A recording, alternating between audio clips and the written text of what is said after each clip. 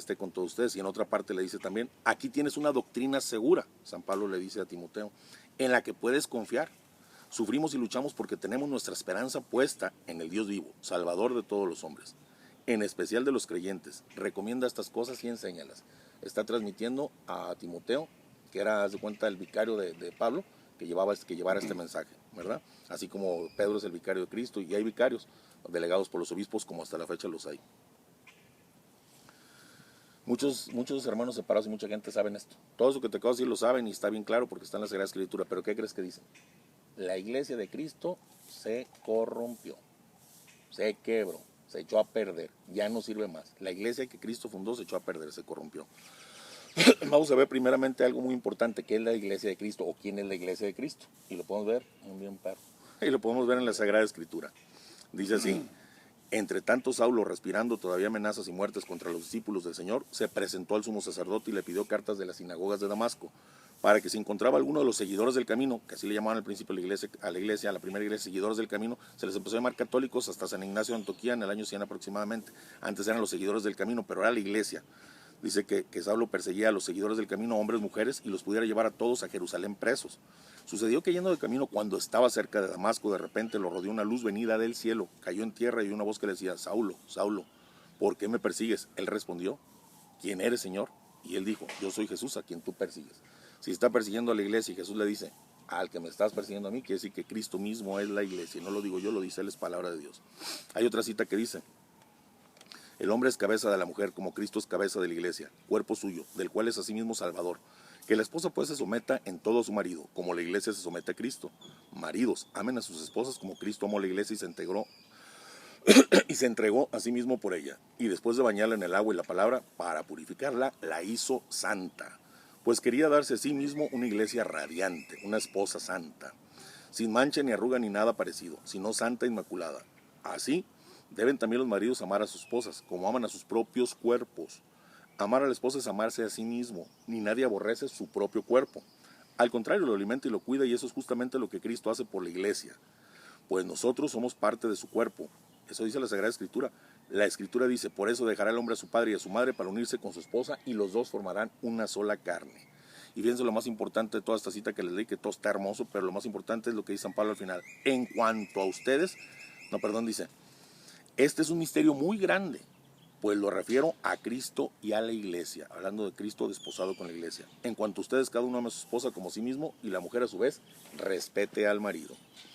Un solo cuerpo y un mismo espíritu, pues ustedes han sido llamados a una misma vocación, una misma esperanza. Un solo Señor, una sola fe, un solo bautismo, un solo Dios y Padre de todos, que está por encima de todos, que actúa en todos y que está en todos.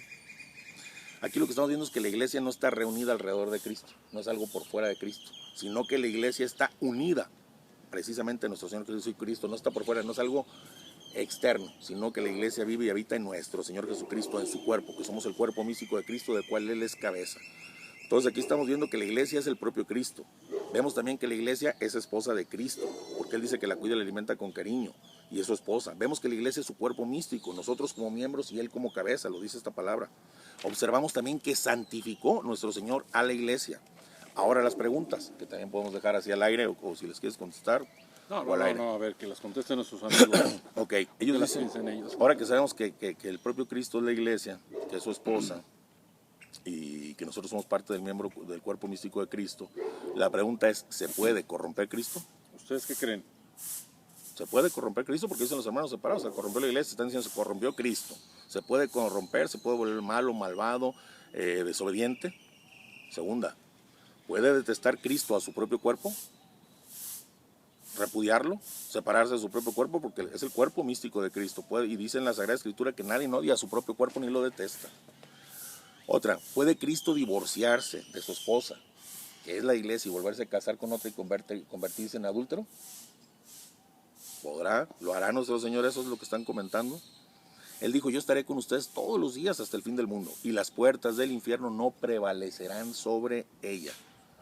Nunca nos dijo: si se portan bien, mi alianza perdurará y estaré con ustedes, pero si se portan mal, buscaré al pastor fulano tal y fundaré otra iglesia. Más bien dijo: esta es mi alianza nueva y eterna. Una pregunta: ¿es una promesa, una alianza? ¿Cristo falta a sus promesas? Una pregunta para que se lean. ¿Puede Cristo faltar a sus promesas? ¿Se equivocó cuando dijo alianza nueva y eterna? ¿Se equivocaría? ¿Se le fue la onda? Andaba muy alegre, muy contento y se equivocó. Nuestro Señor nos dice que las puertas del infierno no prevalecerán sobre ella. ¿Acaso se equivocó y venció el demonio en él? Porque dice que la iglesia ya se corrompió, ya no sirve. Hay que tirarla, hay que sacarla. Se corrompió, digo, perdió nuestro Señor esta batalla y la ganó el demonio. Yo quiero preguntar, ¿cuál es la iglesia que con todas las tentaciones que ha puesto el demonio y las caídas que ha tenido ha durado más de 2000 años? ¿Cuál es la iglesia? ¿Cuál es la iglesia que tiene sucesión apostólica y que conecta directamente con Cristo y los apóstoles? ¿Cuál es la iglesia? Yo lo que sí les puedo decir es más bien que Cristo ha cumplido su promesa. Eso sí se los puedo decir. Mucha gente dice que es invención humana. Esto de la iglesia es invención humana y de sacerdotes y de hombres que quieren tenernos bajo su dominio.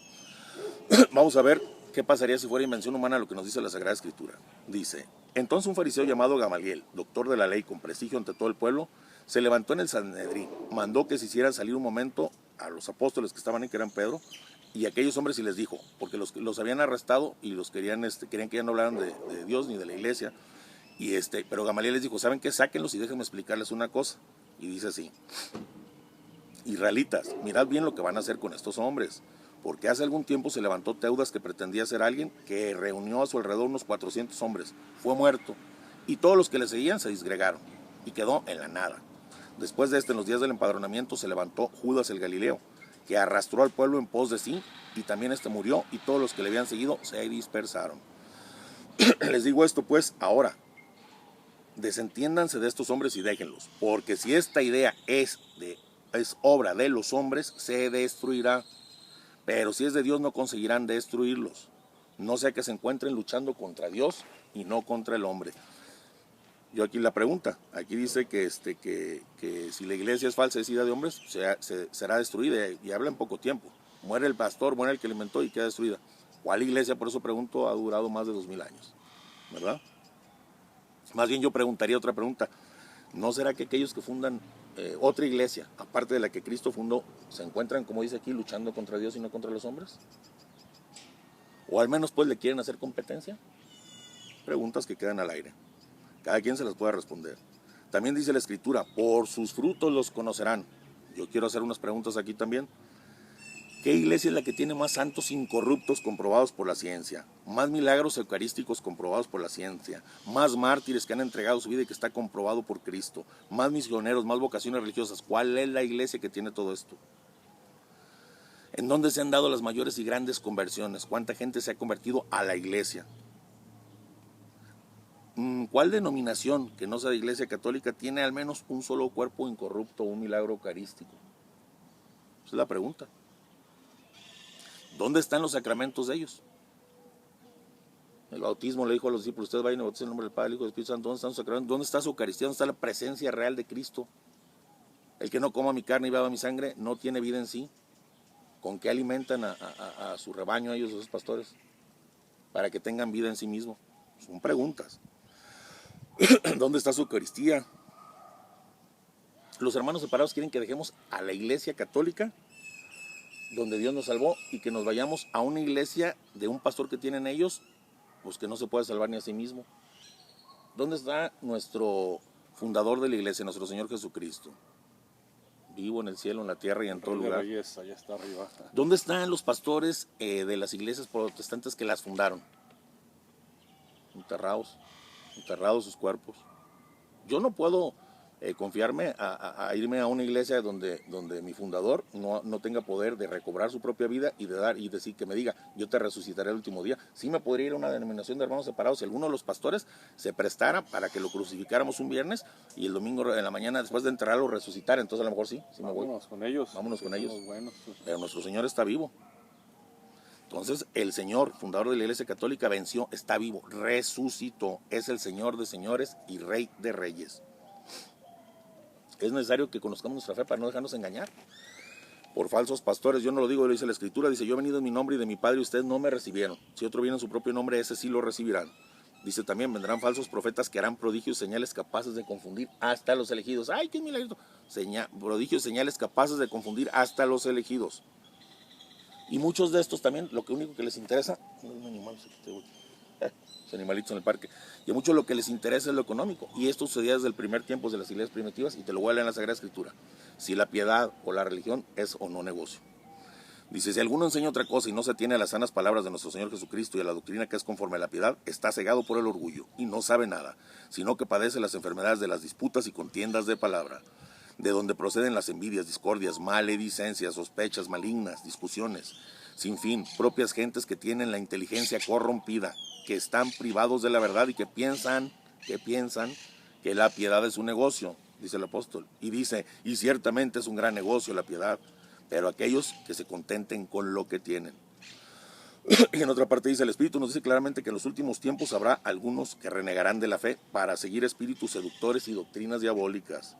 Aparecerán hombres mentirosos con la conciencia marcada con la señal de los infames. Estos prohíben el matrimonio y no permiten el uso de ciertos alimentos, a pesar de que Dios los creó para que los comamos y luego le demos gracias. Hay algunas denominaciones que no permiten, o que no legitiman el sacramento del matrimonio, como aquí dice, y no permiten que se coman ciertos alimentos. Bueno, aquí yo no lo estoy condenando, lo está condenando el apóstol San Pablo.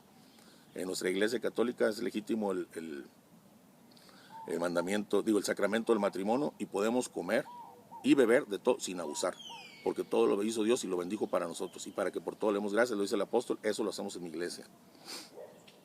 San Pablo también nos dice, fíjate, refiriéndose a los impostores, por eso es casi pura palabra de Dios con la que quise hablar este tema, para que no se vean que es palabra de sino palabra de Dios, y dejar unas preguntas al aire. Dice, lo que hago continuará haciéndolo para quitar todo pretexto a los que buscan con el fin de ser iguales a nosotros, alguien que se quiere igualar a los apóstoles y querían predicar en lo que se glorían, porque esos tales son unos falsos apóstoles, unos trabajadores engañosos que se disfrazan de apóstoles de Cristo. Y nada tiene de extraño que el mismo Satanás se disfraza de ángel de luz. Por tanto, no es mucho que sus ministros se disfracen también de ministros de justicia, pero su fin será conforme a sus obras, y lamentablemente con ellos todos los que lo sigan. ¿Qué podemos decir de la iglesia católica? Que es pecadora, dicen los hermanos separados. Claro, Cristo, ¿para qué quiere una iglesia de puros santos? Ni lo hubiera formado. Forma una iglesia donde se va edificando, se va creciendo, se va ganando el grado de gloria. Somos pecadores que caemos y nos levantamos. Esto sucedió desde el principio. Dijo nuestro Señor, ¿te acuerdas de la parábola del trigo y la cizaña? Que él sembró y que el enemigo llegó y le sembró cizaña. Y un lado dice, pero hasta que estén grandes para no cortar uno y llevarnos entre los buenos, o sea, hasta el final, hasta el fin del mundo, separaré la cizaña del trigo, la cizaña será atada en gavillas, será quemada, y el trigo vendrá para mí, dice el Señor. Y es palabra de Dios. También hablaba de una red de pescadores que aventaban los pescadores, y que había pescados buenos y malos. Dice, los malos se tiran al mar o se tiran a la basura porque no sirven, y los buenos se quedan conmigo. Entonces por eso somos una iglesia santa y pecadora a la vez. ¿Y por qué es esto? Pues porque somos seres humanos. Muchos hermanos separados, es que aquí en la iglesia no pecamos. Pues ¿para qué quieren una iglesia? ¿Para qué quieren un salvador? Aquí sí lo necesitamos, y todos los días. Por eso, ¿y por qué vas a misa diario? Pues y eres tan pecador. Bueno, pues para que cada vez sea menos. Voy buscando, y a lo mejor en esta ya es la definitiva, y ya le paro, con la ayuda y con la gracia de Dios, con los sacramentos que me dejó en la iglesia, con la confesión. ¿Dónde están los confesores de los hermanos separados? A quien le perdonen sus pecados les quedarán perdonados, y a que se los retengan le quedarán retenidos, le dice a Pedro. Y ellos pueden decir, no, es que no hay que confesarlos. Entonces yo te veo y adivino. Traes tales y esos te los retengo. O traes tales y esos te los perdono. No, por eso necesita una confesión. Toda la Sagrada Escritura, todo lo que nuestro Señor nos dejó dicho, está excelente. A ver, ponle. Si sigo hablando, bueno. Ok, por eso la batería está agotando. Bueno. No podemos ser cristianos y salvarnos a nuestro modo, sino al que Dios dispuso. Y Él dispuso salvarnos en el arca nueva, que es el arca nueva como la de Noé, la iglesia santa católica. El que quiera subirse, se suba, y el que quiera quedarse, que se quede abajo. Ese es problema de cada quien, no es problema mío. Yo lo hago con mucho gusto, porque pues quiero a todos como hermanos y quiero que todos salven, pero cada quien tiene su libre albedrío, como has dicho siempre, y cada quien puede hacer pues, lo que ellos quieran o decidan ahora sí. Nada más una cosa para terminar, la iglesia es una santa, católica y apostólica, porque es un solo credo. Todos los miembros creen las mismas verdades, ya que estas verdades son de Dios. Hay unidad de autoridad, todos estamos bajo la autoridad del Papa, que es el representante de Pedro. Hay unidad de culto, tenemos un solo altar y se celebra la misma misa aquí en Italia, en Argentina, en Roma, donde vayamos, y esto solo lo tiene la iglesia católica.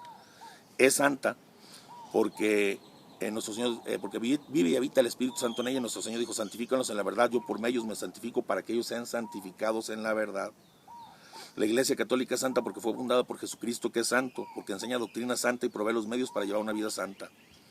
Católica porque es para todos los hombres, vayan por todo el mundo a llevar el evangelio a toda criatura, a enseñar a todas las gentes, bautícenlos a todos en el nombre del Padre, el Hijo y el Espíritu Santo. Se empezó a llamar católica después, en el año 100, más o menos, antes llamaba los seguidores del camino, y apostólica porque somos capaces de tener